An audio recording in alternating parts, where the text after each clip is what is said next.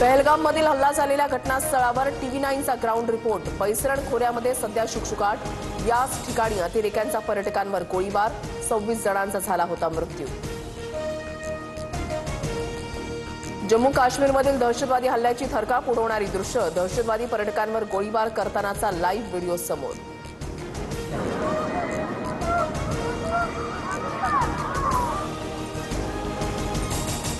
पंतप्रधान मोदींकडून पहलगाम हल्ल्यामधील मृतांना श्रद्धांजली। प्रत्येक दहशतवाद्याला शोधून काढू, त्यांच्या कल्पनेपलीकडील शिक्षा देऊ, मोदींचा इशारा।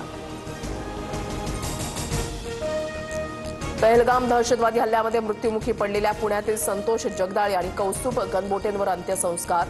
शरद पवारांकडून शोकाकुल कुटुंबियांचं सांत्वन।